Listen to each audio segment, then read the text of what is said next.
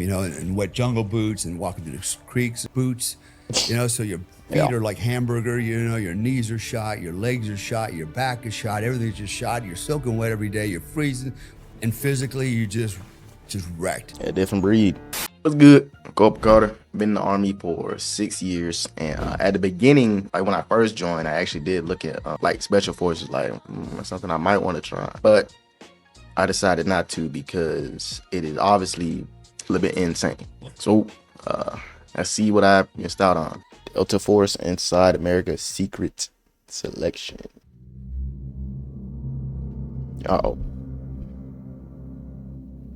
One of the most difficult and elite pass. Yeah.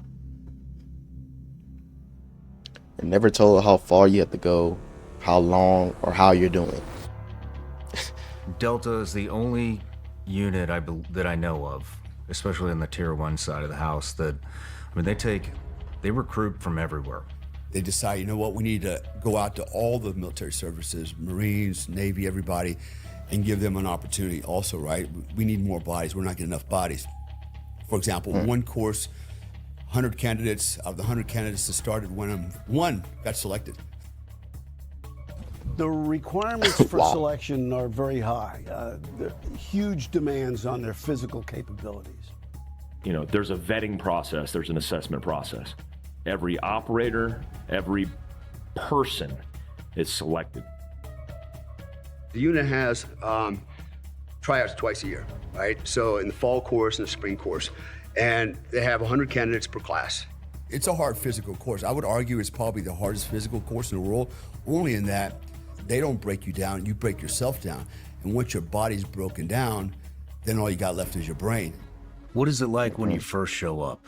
Day one, PT test, swim test, 18-mile rucksack march. Holy shit. And if you don't make the cut. Most Army classes or like things like this, like they have the first thing you do is a PT test, and then like similar like physical assessments like this. But this one is obviously at a different type scale. Like they said, how long? 18-mile ruck march. On any of them, you're gone. And so what happens is you get there, they don't have a personal conversation with you, they don't talk to you, they don't smile, they don't frown at you. It's like robots. There's no cadre factor in there. Like, there's none. It's you against the clock, and whatever the standard is what you're going against. That's actually interesting, like, because airborne or whatever, they're like, the cadre in them is yelling at you and all that. But this is like, it's literally just yourself. Like, they just telling you what you got to do. That's different. So you're literally going through Delta Force assessment selection by yourself. You're not going through with a group. You're not carrying logs. You're not rolling around the sand. You're not doing flutter kicks.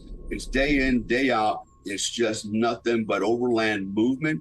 You don't know what the time standards are. You don't know what the distances are. The only thing you get is do the best you can. Land nav is just problem solving. What do all those lines on the map mean?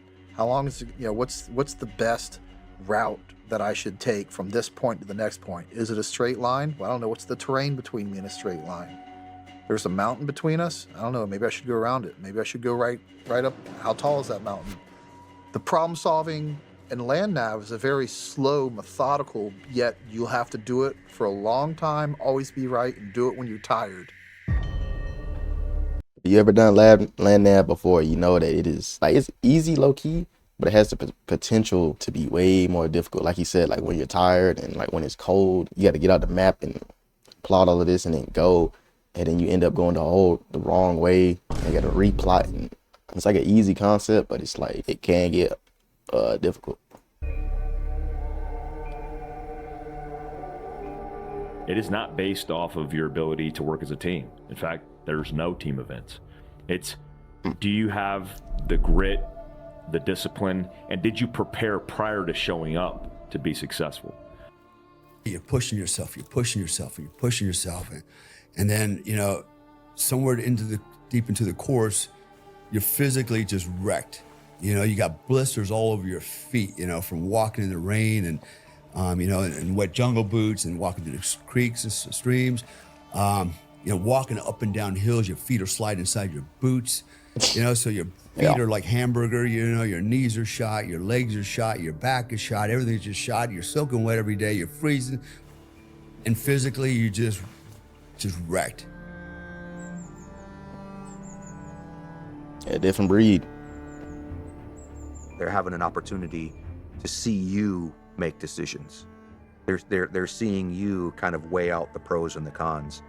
And that's the first look. That's the first thing that they're looking for and assessing you on as an individual. How does this guy individually deal with adversity? How does this guy individually deal with ambiguity and difficulty and all these types of things and problem solving? But selection was just an individual assessment of your stress and your decision making while under stress. And land nav is one of those, under time, is one of those things that creates stress on you. You know, that competition against yourself, against the clock when you don't know the time standards. It's just your next RV is.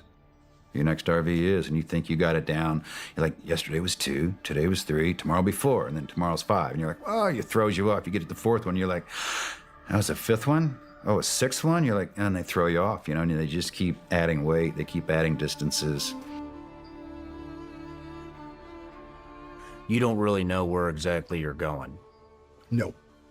You might have 4 points one day, you might have 6 points the next day. How long does this last? 6 days. And then on the 7th day, you do the 40 miler. And it's at your 40 heaviest mile. weight, at your least amount of strength remaining, and, you know, you do the 40-mile hike.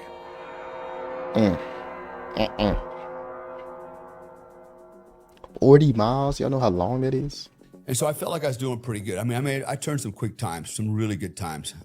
I could do 18 miles with 45 pounds, combat boots after a 5-event physical fitness test at night with a weapon, no water. Water wasn't included in the weight yet. And I could do 18 miles in 2 hours and 53 minutes. That's smoking, man. That's smoking. Yeah, and it's not like you do it fresh. Yeah. You're doing it at the end. At the After. end of. You're doing all of this after you just did all of the points and going through the jungle, going through the forest, getting your boots wet, being tired, and all that. Selection. Like you've been losing weight and you've been gathering injuries, this whole time. Like, you very well may started out with a limp. And so there comes a point where now physically you're just running on fumes, right? This is where guys break down. This is where guys quit. This is where guys fail. They don't make the time anymore. They got nothing left in the tank and they just can't make it over the finish line. But of the 110 that started, 6 of us completed the selection process and 3 of us got selected. I went to a selection with 150. Gang. 6 out of 100 completed. 6 out of 100 completed. And only 3 of those got selected. Wow. Dudes. Only 4 of us got selected. No shit. Only 4. Doesn't matter how good you are at land nav and you can carry a rucksack for a month on end. That's going to be our starting point, but it doesn't mean that you're going to be a world-class hostage rescue operator. Now, we know you're the type of person we want. Can you do the job? You finish the stress phase, the physical portion of selection, and then you have the board. You sit in front of a board of all the sergeant majors, all the commanders, all the shrinks, and you're in one chair in front of them on a little stage. They just go around the room and grill you and ask you questions. You go on a mission, and it's a no-fail mission, and you got a 6-man team, and on the way, and one guy freaks out. And, what do you do?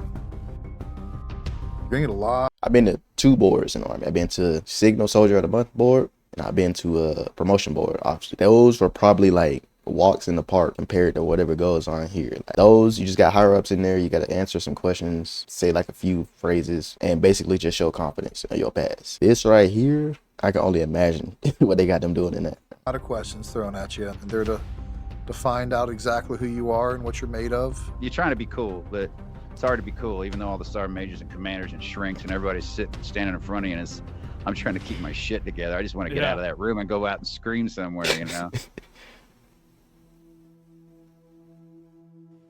We have assessed you and feel like you are the correct raw material to become a Delta operator. Now we want to train you and evaluate you to see if in fact you can become a functional member of the unit, a Delta operator. How long is the training course? It's about 6 months of, we're very heavily focused in marksmanship and close quarters battle. Now, when you're in the operator training course, they're seeing, how does this guy fit into a team? How does this guy understand how these are the plays we run, and this is how we run the plays, and you need to run them the way we run them. I was shocked at how much training every single aspect took, from infill to exfil method. It's an unbelievable amount of time to get to the level of skill that you need to execute a special operations mission. Fast roping in at night, door charges, flashbangs, live people. You have live bad guys, you got to shoot past them. It's the most complex of all combat-related environments. You've got stuff going on in different rooms, you've got people coming from different angles, you've got stuff overhead, you've got stuff in your ears, you've got flashbangs, you've got door charges. It's just so many things going on at one time. There were times we had robots, that you had to shoot. You had chickens and balloons and loud music and strobe lights, and you're with What? 4 of the guys on your team, and you're shooting stuff that's running past you, and you got to make sure that, you don't miss or get a through and through shot and hit your partner over here. And so you had to always have situation awareness. You had to know where the rest of your team was at. This is just one room so far. We still got to go in other rooms.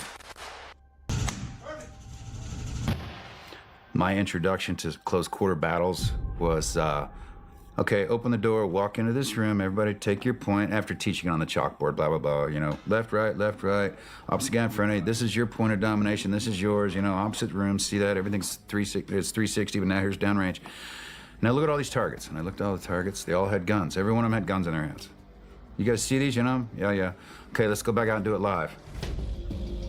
Like, you don't want to run through this a couple times more, crawl, walk around. He's like, no, we're gonna run. Load them up, loaded up MP5s, and here we are. Chalk, walk, 100 miles an hour, and I'm like, we load up, open the door, we all go in, crack, crack, crack, crack, shot every one of them. Yeah, I'm standing there, This is the best easy job ever. That was easy. He comes in, he goes, how are your shots? I'm like, 2 to the head, man, just like on the range, How about back here? Oh, 2 right in the face, man, awesome. Why? What do you mean, why? Why'd you shoot him? Because they're... Not one target in the room had a pistol in his hand. They changed every target out. He goes, that's 1. Yo. Next one, you're done. Yo, that's wild. That's that attention to detail, man. Camp slap. My friends who were ahead of me had just graduated SEER, and hey, are some of these stories they hear like breaking fingers and knocking you out and punching you, and like how bad can they torture you? They're like, oh, that's not true. They can't break your fingers. They can only open hand hit you. They can't punch you. And I remember going, oh, really? You're gonna slap me and think I'm gonna break? So I go into SEER school. And we're finally going to Camp Slappy, which is the end of SEER school. And so I can hear the gunfire outside the truck. I'm like, yeah, all right. I knew this was coming. They pull me out and they ask hey, what's name and social security number? And sign here, whatever they're asking me to do. And then I was basically, no, and I ain't gonna give that to you. And he goes, are you sure? And this 6'6" black man that was probably 230, 40 pounds, a large man, slaps me with an open hand. It rocked me. And I remember going, I underestimated that. That slap really hurt. And then he goes, you want to give me the information now? Nah. No, sir. I'm not going to give you that information. And he slaps me again in the same exact spot. The first one hurt. The second one felt worse than the first one. And by the time he hit me the third and the fourth time in my face, I said, where do you want me to sign? I've underestimated this whole experience? Where do you want me to sign? Guys will will think that hey, you can't break me with slapping, and they're super creative, and they'll just go pick your friend, and they'll just slap on your friend and tell you, this is because of you. And they'll just keep slapping your friend. And your friend eventually is going to look up at you like, why are you doing this to me? Why? Yeah, you are doing this to me. That is some different type of like psychological warfare, right? I know like from the outside looking in, like you can have the mindset that like I could take a few slaps, bro, but till you actually get, that's different. Right? Delta Force as an entity is really only gaining anywhere from a handful to maybe 20 at the most guys a year. Yeah. Wow. You feel like you're cool, and then you get to your team and you do your first thing with them and you go, I suck. You're doing CQB and they're, you know, you're moving at a fast pace and they're running and you're like, fuck, I suck. And they're taking running headshots and you're like, dude, like I thought I was good. Yeah. Wow. And then really, you know, being there the rest of the time there is just struggling to keep up with everyone around you. It's really like, wow, it's like even after you made it, even if you passed all of that, which the majority of people drop out, you're still at the bottom. Like once you get to your actual like unit or whatever, like you're still at the bottom of them. It's like you're in a different league. That was just the permission to get into the to the next league. You're still not even as good as all of them. That is crazy. And if you don't keep up, even though you just made it through all this training, and they'll say it all the time, it's not personal, it's just business. And if you don't keep up, see ya. This just wasn't the job for you. Wow. I didn't even have to pull security on the ground because my weapon system and my laser and night vision capability, where I had FLIR, thermal, you know, cuts of spectrum that I can't even articulate, that would watch everything in front of me. 7 layers high. No shit. 7 layers high, tracking everything. So it's some fucking Terminator shit. That is. The Delta Force is the Army's top covert combat unit, with a storied history of hunting terrorists and rescuing hostages around the world. Delta was designed to be a hostage rescue unit, you know, where you're designed to shoot around the non-combatants. You were designed to shoot around the kids, you know, and we became a much more direct action unit with Iraq and Afghanistan. Delta Force, a unit so secret, it's often said that Delta doesn't exist. More is known about the U.S. military's other elite unit, SEAL Team 6. Why Navy SEALs have become popularized in media? Because you're allowed to talk about them. Right. Where you're not really allowed to talk about Delta. Right. Like Delta is a whole different caliber. It's just always found it fascinating that, you know, it is the most capable unit in the fucking world. All the kinds of things that scare ordinary people to death, these are the kinds of things Delta Force loves to do.